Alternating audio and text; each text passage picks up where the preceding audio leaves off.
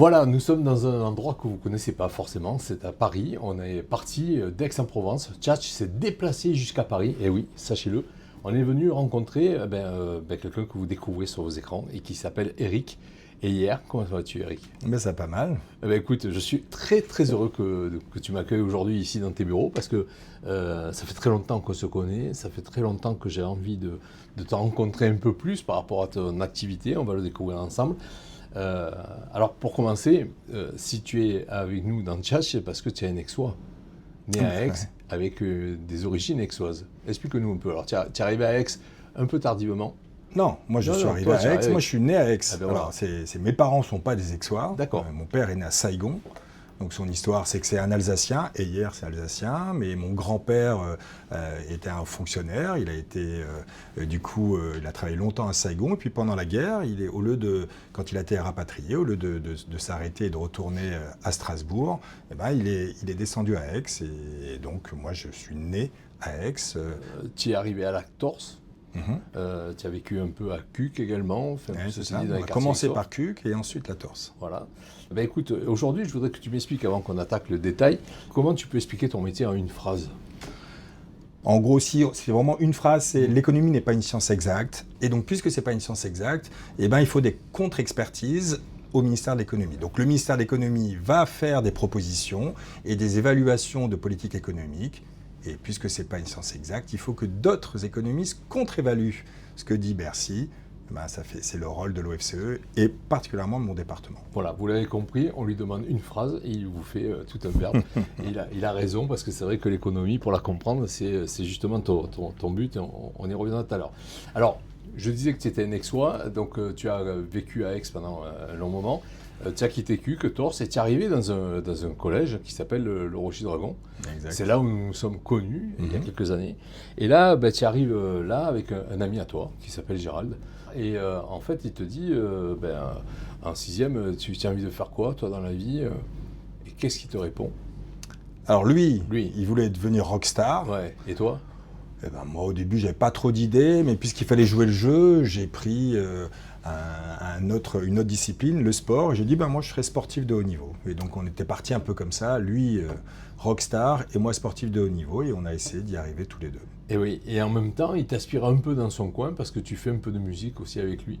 Ah oui, on était à Aix-en-Provence, donc lui, il était très sérieux de ce point de vue-là. Et donc, il fallait travailler le sport et la musique. Puisqu'il faisait chaud à Aix-en-Provence, on faisait plutôt sport le matin et musique dans sa cave l'après-midi. On était bien au frais, et donc c'est comme ça qu'effectivement, alors la musique pour moi c'était plutôt chanter ou avoir 2-3 accords sur un orgue, bon tant pis. mais globalement c'était lui qui faisait le musicien et moi plutôt le sportif. Alors tu arrives donc naturellement à ce collège, tout se passe bien, tu joues au volley parce que tu es grand, tu es sportif, ton frère aussi. Ce qui veut dire que tu fais partie de l'ASU, cette association qui au départ servait de tremplin pour les volleyeurs. Et ça te passionne, ça te plaît, et tu arrives comme ça, tranquillement, jusqu'au bac. Et tu passes un bac scientifique. Alors oui, plutôt scientifique, effectivement. Alors avant d'aller au volley, quand même, j'ai essayé, comme tout Aixois et Marseillais, le foot. Donc j'ai joué à Lazare pendant quelques temps. Puis après, j'ai joué une année au hand, avec notamment Éric Quintin. Et puis très vite, je me suis mis au volley à partir de la 5e. Et jusqu'au bac, effectivement, avec un bac qui était plutôt scientifique. Mais bon, l'idée tout de même, c'était d'être sportif de haut niveau. Et donc de réussir plutôt dans le sport que dans les études. Alors c'est là où, effectivement, tu as quand même du caractère. Eric, tu décides de persévérer dans cette voie, d'être volleyeur. Mais en parallèle de ça, tu es quand même quelqu'un qui est plutôt à l'aise avec les chiffres, avec les maths. Donc tu passes ce bac scientifique. Et puis, tu t'orientes après, parce que tu ne sais pas trop quoi faire, d'après ce que je comprends. Tu passes par la fac d'éco. Et là, tu continues à jouer au volley, mais tu fais ta fac tranquillement. C'est même différent. C'est-à-dire que j'ai fait la fac d'éco pour faire du volley. C'est-à-dire que donc c'est un choix volontaire. C'est un choix parce que les meilleurs volleyeurs d'Aix-en-Provence étaient à la fac d'éco. Donc mon idée, c'était toujours de continuer à faire du volley. Et donc c'est comme ça que j'ai choisi la fac d'éco, mais pas pour le choix de l'économie. Alors, ceci dit, tu as quand même bien fait parce que tu commences à prendre goût à l'éco. Tu es en fac et tu t'inscris à un magistère. C'est ça? Ou je vais trop vite? Non, oui. C'est-à-dire qu'au bout de 2 ans, après le DUG, ça s'appelait le DUG à l'époque, bon, j'avais des bonnes notes, bon, parce qu'on faisait beaucoup de maths et de stats en fac d'éco et que j'avais pas trop de problèmes avec les maths et les stats. Et donc le doyen de la faculté a dit, bon, en fait, globalement, les meilleurs devraient faire le magistère. Et donc il m'a demandé d'aller faire le magistère à Marseille, mais c'était à Marseille. Et donc pour un Aixois, c'était compliqué. Un peu compliqué de partir à Marseille. Je jouais au volley à Aix, et donc c'était compliqué, mais tout de même, c'est pas le choix du magistère, mais le fait de partir de chez moi, en fait. Oui, alors tu as fait ce choix, donc tu as voulu garder toujours ce pied dans Aix. Tu as donc œuvré pour aller faire les navettes, pour descendre à Marseille, comme on dit, parce que chez nous, on descend à Marseille.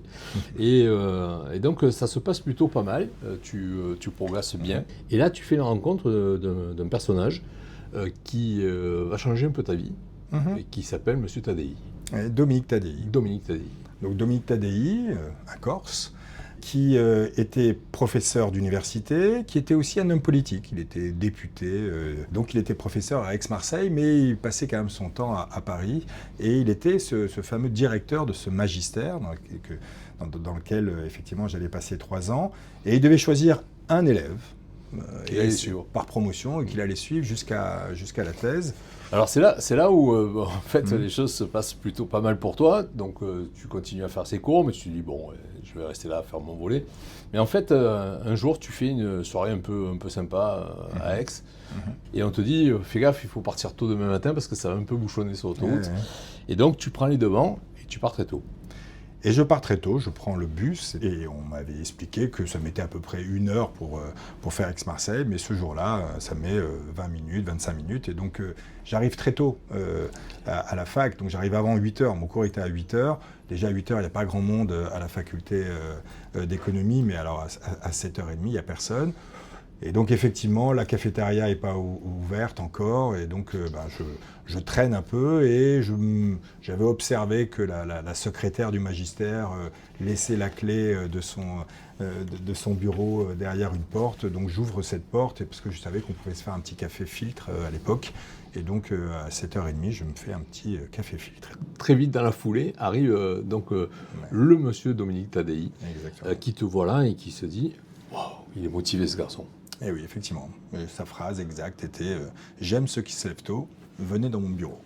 Et donc c'est un peu comme ça, effectivement, qui m'a repéré. Il te prend un peu sous son aile, quelque part. Il décide que tu avais donc la volonté, l'envie. Il ne savait toujours pas que tu voulais rester ici à Aix et que tu voulais jouer au volley. Tu as dû lui dire. Mais...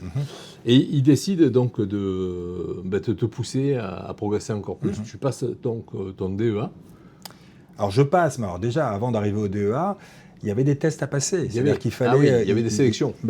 Il allait m'envoyer à Paris, à la Banque de France, rencontrer d'ailleurs une autre personne qui s'appelle Gilles Berset, qui est le président du Conseil d'orientation des retraites aujourd'hui. Et son idée, c'était tu vas aller travailler avec lui et lui va bien me dire si tu es capable d'aller un peu plus loin. Et donc, il y avait un peu ce passage obligatoire, tous les étés, aller à la Banque de France et faire ses preuves. En fait, c'était pas du tout faire ses preuves, c'était apprendre un métier, et c'était très agréable pour moi, avec des personnes de très haut niveau. Donc ça me permettait aussi de retrouver Gérald. C'est-à-dire que Gérald était à Paris, mon copain d'enfance, et donc voilà, c'était changer un peu d'air. Alors c'est sûr que l'été à Aix-en-Provence, c'est sympa, hein, on fait des tournois de volley sur la plage, là c'était un peu terminé. Mais c'est pas grave, j'ai appris énormément et surtout fait des rencontres extraordinaires. Ouais, c'est-à-dire qu'à un moment donné, il faut commencer un peu à bosser dans la vie. Et c'est vrai que toi, tu as les capacités, tu aimes les chiffres, tu aimes toujours les statistiques. Et il te donne donc ce goût et il te pousse dans ce sens. Et toi, tu continues à penser un peu au volley, mais là, ça prend une autre dimension. Mais plus que le goût des statistiques, Dominique Tadei m'a justement expliqué que ça ne servait à rien d'avoir des goûts des statistiques, mais il fallait les mettre au service de quelque chose. Et donc c'est avec lui que j'ai appris que globalement l'économie, ça servait à ça. Ça pouvait faire avancer les choses. Et donc pour les faire avancer, il fallait être rigoureux parce qu'il fallait convaincre d'autres personnes que la mesure que l'on souhaitait mettre en place était la bonne. Mais ce n'était pas faire de l'économie pour de l'économie, des statistiques pour des statistiques ou des maths pour des maths. C'était pour faire avancer les choses. Et donc, il fallait avoir un objectif. Et grâce à toutes ces connaissances, on pouvait peut-être aider le décideur à aller vers cet objectif. Alors, tu l'as fait, et tu l'as fait parce que tu as eu chez toi une personne qui a joué un rôle important là-dedans. Parce que chaque fois que tu rentrais à la maison, on te disait « tu ne veux pas m'expliquer ça ?» Et en fait, c'est Marguerite. Alors, Marguerite, c'est ma grand-mère. C'est ça. Alors là, c'était effectivement... Un peu avant. C'était un peu avant, et il y avait... Bon, j'étais soi-disant bon en économie, d'accord, parce que effectivement, j'avais des bonnes notes, j'étais dans les meilleurs de la faculté d'économie, j'avais toujours des mentions bien, très bien chaque année. Et donc, quand on arrive à des repas de famille, et notamment chez ma grand-mère, elle était très fière d'avoir quelqu'un qui connaissait l'économie. Eric, assieds-toi à côté de moi, explique-moi. Et voilà, c'était, explique-moi l'inflation, je ne comprends rien, explique-moi pourquoi il y a du chômage, explique-moi des questions vraiment basiques. Tout le monde se pose ces questions-là, et j'étais un foutu de lui répondre. J'étais un foutu de lui répondre parce que, encore une fois, l'économie ne me plaisait pas plus que cela. Moi, j'étais encore dans ma période où je faisais des maths et des stats. Et donc, je faisais cela, et donc j'arrivais à dériver des équations extraordinaires, mais je n'arrivais pas à expliquer le b.a.-ba de l'économie. Et donc ça m'a frustré. Ça m'a même un tout petit peu angoissé de me dire que j'étais soi-disant bon dans une matière, mais j'étais infoutu de l'expliquer à une personne que j'aimais.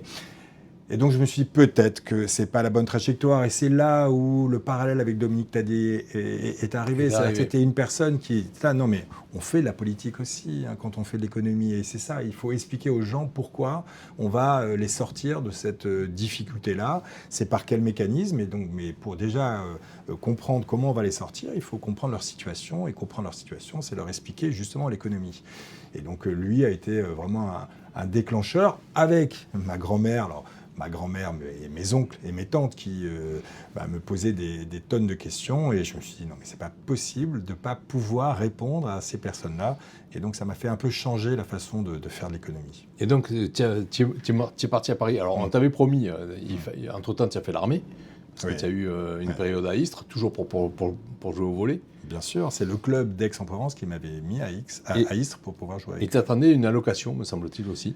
C'est ça. Alors, quand on fait une thèse, c'est à peu près 3 ans de travail. Si vous n'avez pas d'allocation, c'est un peu peine perdue. C'est-à-dire qu'il faut faire un travail à côté pour financer sa thèse, mais le travail à côté te pompe toute ton énergie, tu n'en as pas assez. Donc, globalement, allez, quand on a la chance d'avoir une allocation, il faut s'accrocher. Et comment on a l'allocation ? C'est en finissant le premier de son DE. Et on te promet cette allocation. Et effectivement, le monsieur en place à l'époque te dit en définitive, non, tu n'auras pas cette allocation. C'est-à-dire qu'en gros, globalement, quand je finis mon DEA, Dominique Taddeï est à Aix-en-Provence. Je finis premier de son DEA, donc il va voir le directeur du centre qui lui dit c'est le premier du DEA qui a l'allocation, on est d'accord ? Donc cette personne dit oui, bien sûr, c'est comme ça que ça va se passer, mais je devais faire mon armée, et donc il était convenu qu'à la fin de mon armée, je retournais, que l'allocation avait été gelée pour moi, et donc j'allais la voir. Mais 1 an plus tard, quand je suis revenu de l'armée, cette personne l'avait donné à quelqu'un d'autre, et donc je me suis retrouvé effectivement le bec dans l'eau. Donc Dominique Taddeï te dit viens à Paris. C'est maintenant qu'il faut monter, effectivement, t'installer là-haut, on va faire bouger les choses. Et tu décides donc de monter à Paris, et là tu te retrouves sur ton pote Gérald, qui n'est autre que Gérald de Palmas, qui est donc un musicos hyper connu, avec qui tu partages la moitié de ton temps, parce que quand tu n'es pas en train de servir la cause de l'écho, tu es chez lui. Alors, c'est vrai, oui, on passait quand même beaucoup de temps ensemble, chacun, lui, pour devenir rockstar, alors il avait commencé à toucher du doigt à cette époque le Star System grâce à Étienne Dao. Et moi, petit à petit, j'avais abandonné le volley dans le sens haut niveau. Et tu continues à jouer, mais en loisir. C'était quand même jusqu'en National 2, donc c'était pas si mal que cela. Mais je gagnais pas ma vie, et donc il fallait que je fasse un métier avec un costume, alors que lui, c'était un métier avec des t-shirts. Et donc 92-93, tu deviens parisien à fond. Et là, tu travailles dans un centre de recherche pendant 6 mois, d'après ce que j'ai compris, et tu tu es toujours avec M. Tadei, qui te fait des confidences. Lui est proche de Strauss-Kahn à l'époque. Voilà, donc tu commences à être bercé dans ça et tu te dis, moi, ce que je veux, c'est expliquer l'économie aux gens de manière beaucoup plus simple. Alors, disons que voilà. Mais ça, c'est grâce à Marguerite. Tu es peut-être allé un peu vite dans l'histoire. C'est-à-dire que globalement, là, j'étais toujours pas docteur en économie parce que j'avais pas d'allocation de recherche, donc j'avais pas fait ma thèse. Et donc, bon, il fallait que je gagne ma vie. Dominique Tadei avait eu la gentillesse de me trouver des CDD, en tout cas un CDD. Mais c'est plutôt à l'issue, à la fin de ce CDD, où Dominique Tadei m'appelle pour que je le rencontre pour la suite des événements. Et donc ça, c'était au ministère de l'Industrie. Donc effectivement, c'est là où le ministre de l'Industrie s'appelait Dominique Strauss-Kahn. Et c'est à ce moment-là où, pour moi, c'était un peu la fin, en fait. En gros, globalement, j'allais lui dire merci de m'avoir quand même permis de travailler 6 mois à Paris. Je vais essayer de me débrouiller tout seul. Et donc, on était en pleine réflexion de qu'est-ce qui allait se passer, que là, le téléphone sonne dans son bureau. Il met le haut-parleur quand il se rend compte que c'est la personne qui ne m'a pas donné l'allocation qui appelle. Et là, il lui dit, effectivement, tu me demandes un service, mais je te le rendrai le jour où tu auras réparé ce que tu as fait avec Éric Heyer. Et donc, le jour où tu lui donnes l'allocation que tu l'avais promise, je t'aiderai à rencontrer les éléphants du Parti socialiste. Alors, c'est chose faite. Tu fais tes thèses en 94, 95, 96. Alors, à l'issue, tu peux devenir maître de conférence à Aix-en-Provence, ce qui est déjà pas mal. Ouais, parce qu'en plus, à Aix, tu connaissais bien, il y a le soleil, tout ça. Mais tu préfères, effectivement, rester sur Paris. Et on te propose d'autres missions. Et c'est là que tu as le déclic, en fait. Oui, c'est peut-être là, effectivement. C'est-à-dire que globalement, soit on reste à l'université et on fait une très belle carrière, et c'est tous mes copains qui sont restés à l'université, c'est devenu des très très bons chercheurs, avec cette crainte de rester tout de même enfermé dans un micro-sujet et devenir un expert d'un micro-sujet et sans pouvoir expliquer la macroéconomie. Alors que toi, tu es beaucoup plus pédagogue, tu cherches à l'explication, tu es dans cette optique-là. Et donc, tu fais comme Gérard de Palmas, qui lui sort son chemin sur la route, et qui lui vaut la victoire de la révélation de la variété masculine, et ça, c'est en 1995. Et toi, quelques mois après, mois après, tu trouves ta voie aussi, puisque tu décides donc de profiter d'une restructuration que M. Raymond Barre met en place quand il arrive à Matignon, puisqu'il décide de faire 3 structures bien différentes. Alors, ça c'était en 1980 que Raymond Barre crée ces 3 structures, et dont une à Sciences Po Paris, et c'était celle qui quand je faisais mes études, m'intéressait le plus. C'est-à-dire que c'était ni la voix du patronat, ni la voix des syndicats de salariés, c'était la voix indépendante qui devait parler au patronat et aux syndicats de salariés, et qui avait quand même pour but d'aider les parlementaires, les sénateurs, mais aussi tous les partenaires sociaux à essayer de trouver un consensus et une voie commune. Et donc effectivement, là, Marguerite est là, c'est-à-dire le côté, mais si j'arrive à expliquer à des sénateurs, à des parlementaires, à des partenaires sociaux l'économie, j'arriverai à l'expliquer à ma grand-mère, à mes oncles, à mes tantes. Et donc je dis, bon allez, c'est une opportunité. Certes, je savais ce que je perdais. Je perdais Aix-en-Provence, je perdais mes amis volleyeurs, enfin les perdre. Je les ai toujours, donc je les ai pas perdus. Mais allez, le quotidien avec eux, c'était en tout cas un autre quotidien. Mais voilà, je me suis dit, bon, maintenant, ça sera pas, je ne vais pas devenir volleyeur professionnel, je ne vais pas devenir rockstar, et donc il faut bien que je fasse tout de même un métier. Et ce métier-là, je me suis dit, ça sera économiste, mais pas l'économiste universitaire. Ça sera un universitaire un peu particulier, et c'est ça qui m'a plu. Alors, tu as une opportunité incroyable, parce que le FCE recrute à ce moment-là, et tu deviens donc un acteur principal de l'OFCE.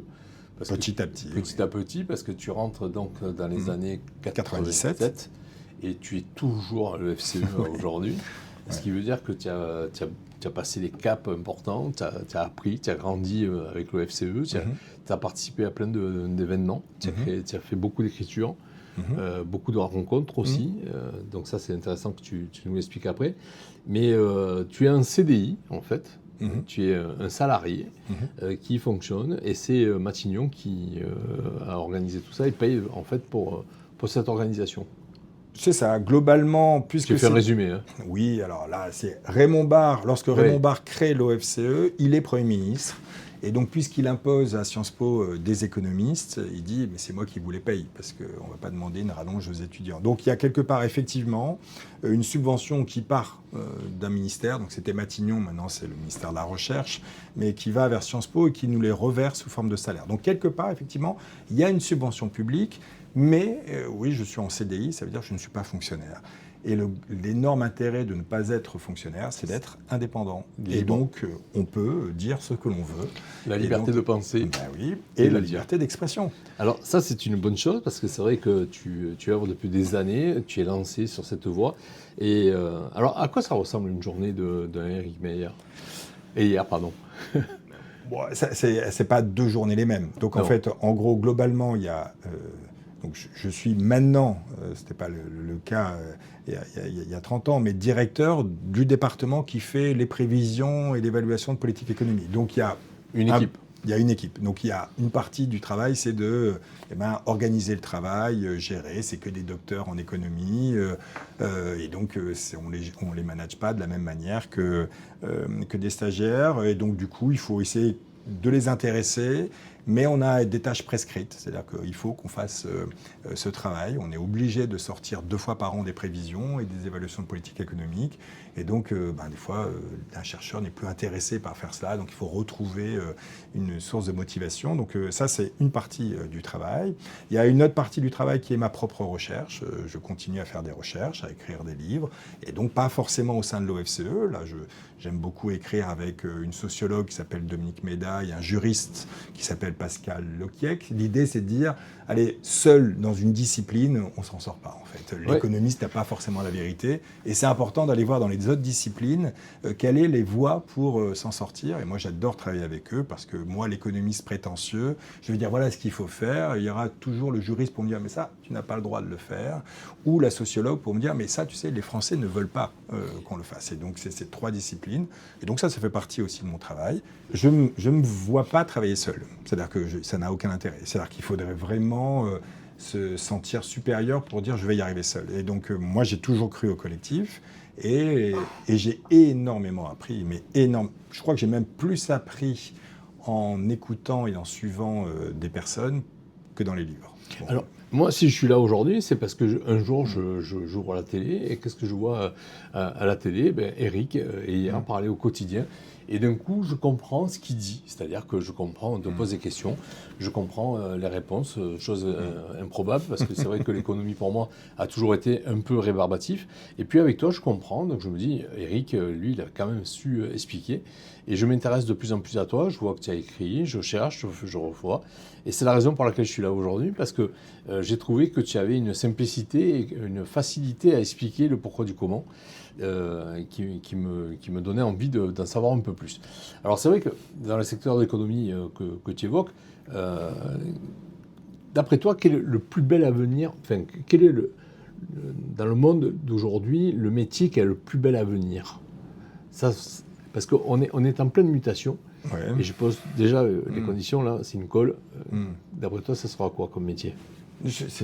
Vraiment, je n'aurais pas la prétention de le dire. Moi, il me semble qu'aujourd'hui, les qualités sont en train de changer et l'intelligence artificielle va nous permettre tout de même de nous libérer de beaucoup de complexité mathématique. Et donc là, tout ce qu'on savait faire, globalement, l'IA va le faire mieux. Et donc j'ai l'impression, et du coup je joue un peu contre mon camp, que c'est plutôt les littéraires et ceux qui ont des idées qui vont y arriver, plus que les techniciens. Mais je peux complètement me tromper. Donc moi en tout cas, ce que j'aime bien aujourd'hui quand je recrute un jeune, c'est qu'il soit ultra créatif. Après, la technique, finalement, soit il va l'apprendre, soit je vais lui apprendre. Alors, si toi, demain, tu étais au gouvernement, parce que c'est quelque chose qui aurait pu être envisageable, oui, pourquoi pas. Quelle décision tu prendrais si tu étais ministre de l'économie pendant un mois pour changer les choses ? Bon, aussi, c'est très compliqué, mais si je devais faire un choix, je mettrais l'accent sur le logement.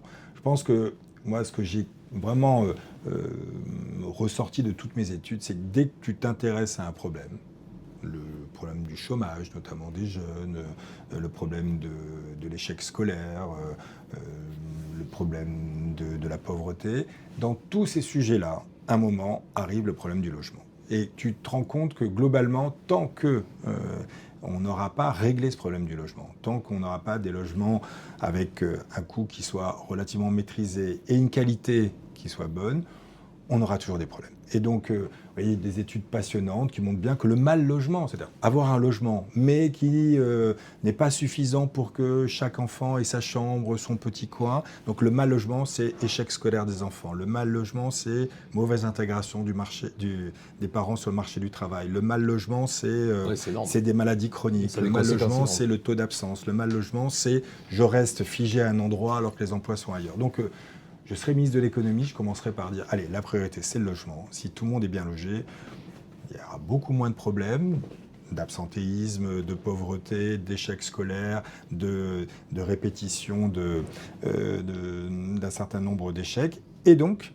là, on pourra faire d'autres réformes et elles seront bien plus facilement acceptées et acceptables parce qu'on a un toit et un toit qui nous permet de vivre correctement. Donc je ne comprends pas que ce ne soit pas ça mis en avant comme la priorité des priorités. Alors, si tu devais faire passer un message aux Français aujourd'hui sur la situation actuelle, que serait-il ? Là aussi, c'est compliqué parce qu'il y a plusieurs messages, mais aujourd'hui, le message principal, c'est, je pense qu'il faut arrêter de se dire qu'on est les plus mauvais, qu'on est l'élève malade de l'Europe. Enfin, vous voyez, on a encore entendu un Premier ministre nous dire qu'on est en faillite, qu'on est en danger mortel, qu'on est le pire élève de la classe européenne. Tout ça, c'est discutable.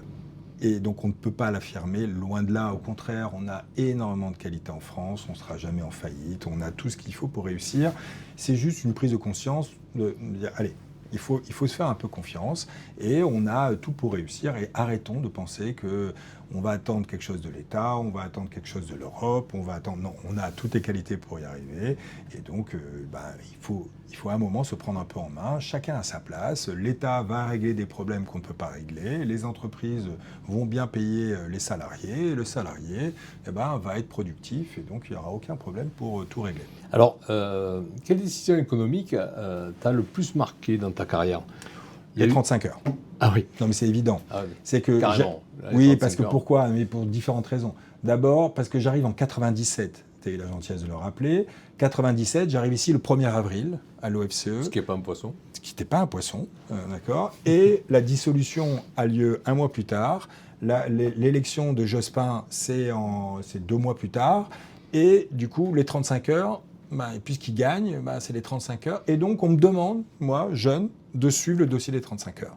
Et donc, en disant, tiens, voilà, ça c'est un choc, il faut l'évaluer, quelles conséquences ça va avoir. Alors, je n'étais pas seul, mais avec quelqu'un qui a énormément compté pour moi, Xavier Timbaud, plus un autre, Gérard Corniot, à 3, on a essayé d'évaluer, les fameuses lois Aubry, tiens, combien pour les entreprises, combien pour les salariés, tout le coût pour les finances publiques, et donc ok, donc moi j'étais un jeune, j'arrivais, et on me dit, tiens, allez, c'est une loi, mais gigantesque qui arrive, il faut l'évaluer, parce que, attention, le gouvernement va le mettre en place, aura sa propre évaluation, le MEDEF aura sa propre évaluation, les syndicats de salariés, donc on veut une évaluation indépendante, et c'est à toi de la faire. Et là, tu as combien de temps pour faire ça ?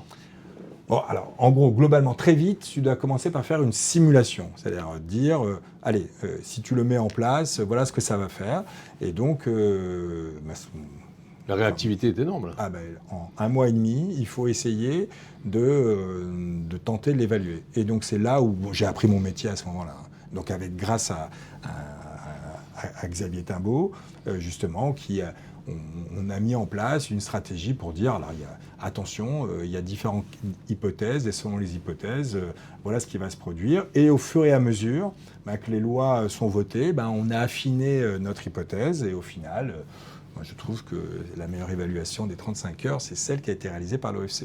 Donc tu as beaucoup écrit avec tes équipes, parce que tu n'es pas seul à rédiger, mais à concevoir. Là, tu l'as fait avec Pascal Lokiek et Dominique Méda. Tu les as cités tout à l'heure, mais c'est vrai que le modèle social français n'est pas mort. C'est une vraie déclaration. Une autre voie est possible. Oui. Tu peux nous en parler de cette petite voie là? Non, mais c'est pas un boulevard ou c'est une voie ou c'est une impasse? C'est une voie, c'est une façon. Alors là, oui, bon, moi j'aime beaucoup les jeux de mots par ailleurs. Et donc, la voie, c'est à la fois, on a écrit ça à 3 voies, mais avec un X, et puis il y a la voie à suivre. Et je pense qu'il y avait un peu cette idée-là, c'est que c'est écrit à 3. Encore une fois, c'est un mélange de sociologie, de droit et d'économie. Je pense que ça, on est obligé d'avoir 3 voies pour comprendre la prochaine voie. Donc ça, c'est la première idée. Et ensuite, il y a effectivement une petite voie contre laquelle j'aime bien combattre, c'est la voie de c'est foutu, le modèle social est mort, voilà. Et donc se dire, tout ça, il va falloir abandonner, on n'a plus les moyens de protéger les gens. En fait, en gros, c'est ça, le modèle social est foutu, ça veut dire, on avait les moyens à l'époque, en 1945, de faire une sécurité sociale, de dire que, il fallait protéger les salariés. Donc, il y a plein de choses qui n'ont pas été anticipées. Oui, mais tout de même, l'idée principale du modèle social de Guy Laroque, c'était de dire, allez, on peut tout de même protéger le salarié et sa famille contre des épisodes un peu difficiles dans la vie. On avait les moyens en 1945, on nous explique que maintenant, on n'a plus les moyens d'eux. Et ça, quand on connaît un peu les richesses que l'on crée, on se dit, mais on crée beaucoup, beaucoup, beaucoup plus de richesses qu'en 1945, et on n'aurait plus les moyens de ce qu'on pouvait faire en 1945. Mais dire que le modèle social, on n'a plus les moyens d'eux aujourd'hui, alors qu'on n'a jamais été aussi riche dans notre histoire, c'est une petite voix qui m'agace. Et donc je me dis, il faut combattre cette voix et dire si le modèle social peut exister sous certaines réformes et qu'il faut, et c'est ça le but de l'économie, c'est faire en sorte que les citoyens vivent le mieux possible de tout ce qu'on a créé d'un point de vue économique. Donc dans ce livre, tu expliques justement les voies possibles, tu donnes des solutions. Est-ce qu'ils t'appellent régulièrement pour connaître un peu tes sentiments tous? Oui, alors ça, j'ai pas à me plaindre. Non, j'ai pas à me plaindre parce que globalement, on est quand même beaucoup d'économistes. Ouais. Bon, après, moi, j'ai choisi d'être à Paris, ça facilite. Tous les ministères sont ici, tous les médias sont là, et donc les ministres, le petit déjeuner de 8 heures, c'est facile à faire quand tu habites à 10 minutes en scooter. C'est quand même plus simple, et donc, bon, ok, donc je n'ai pas à me plaindre. Et puis, puisque je représente quand même une institution qui a une réputation, je bénéficie de cette réputation-là aussi. Tu ouvres une voie plus sociologique sur cette économie. Est-ce que c'est aussi une question d'éducation pour les enfants à venir que de leur tenir des propos peut-être un peu différents par rapport à l'apprentissage de la France, on va dire? Oui, mais je pense que moi, ça fait partie de mon éducation. Je n'étais pas toujours un très bon élève quand j'étais... Je t'ai jamais connu très mauvais. Oui, mais je sais. Alors, tu as eu la gentillesse de parler de ma mère, qui était prof de français. Et je me souviens, avec Gérald, on avait tous les deux la plus mauvaise note en français. Sa mère était aussi prof de français. C'était elle qui nous avait mis les 2 plus mauvaises notes. Ça, je me souviens de cette anecdote parce que Gérald s'est fait engueuler par sa mère. Et moi, ma mère, en regardant ma dictée, a plutôt regardé tous les mots où j'avais pas fait de faute en disant, toi, ça c'est bien, on l'avait travaillé ensemble, t'as pas fait la faute, plutôt que d'appuyer là où j'avais fait les fautes. Et peut-être que j'ai gardé cela. C'est-à-dire que tu gardes confiance lorsqu'on te dit, mais tu sais que c'est bien, quand même, sur une dictée de 150 mots, tu vois, bon, t'as fait que 10 fautes. Et donc, tu avais dit beaucoup de mots positifs, alors que tu pourrais dire 10 fautes, c'est 0. Et donc, tu es mauvais en orthographe. Donc, du coup, là, je le dois à ma mère. C'est la façon, alors qu'elle était professeure, elle aurait pu dire, mais toi, j'ai honte, tu as 0 dans ma discipline, et donc, j'ai la mère de ton copain qui vient de me le dire. Elle m'a dit, mais non, mais toi, je suis fier de toi, parce que tout ce qu'on a travaillé ensemble, tu l'as réussi. Donc, en fait, on va travailler un peu plus, et tu verras, tu vas t'en sortir. À partir du moment où on te fait confiance, tu dis c'est une question de travail, tu vas appliquer, tu ne veux pas décevoir et donc tu travailles. Et je pense qu'on doit être là. Donc on doit effectivement travailler sans doute différemment en France. On a des problèmes et il faut bien les identifier, mais arrêtons de nous dire que la copie est catastrophique. La copie passe largement la moyenne. Et si on veut être dans les meilleurs, il faut travailler les 2 points faibles, les 2-3 points faibles, et on va s'en sortir. Alors, je pense que le soir, des fois, tu dois quand même un peu gamberger dans ta tête assez pas que le soir. Et pas que le soir. Mais comment tu fais pour un peu t'échapper et sortir de ce stress? Parce que ça doit être un peu stressant quand même. Alors, oui, enfin, je joue pas d'argent, hein. Donc ça, oui. il y a quand même, mais c'est important. Mais ça, c'est vrai. Donc tu joues de la réputation, mais voilà, je ne mettais pas en péril ma maison, ma famille, etc. Donc ça tu es serein par rapport à ça? Bah, oui. C'est-à-dire que globalement, voilà, si je me trompe, c'est ma réputation. Mais allez, j'ai pas joué ma fortune dans mais alors, te connaissant, parce que tu es un volleyeur, tu es un compétiteur, ben oui. Tu veux pas te tromper, toi, hein? Non, non, d'accord. Non, mais ça c'est vrai. Alors, mais par contre, tu as dit comment je sors de cette pression. Bah, je sors par le sport. Mais ça, pendant très longtemps, ça a été cela. Et donc, ça m'a même un peu motivé pour, jusqu'à mes 50 ans, continuer à me mettre en short dans un gymnase avec des copains et essayer de battre des jeunes encore. Et c'est ça le côté un peu compétition.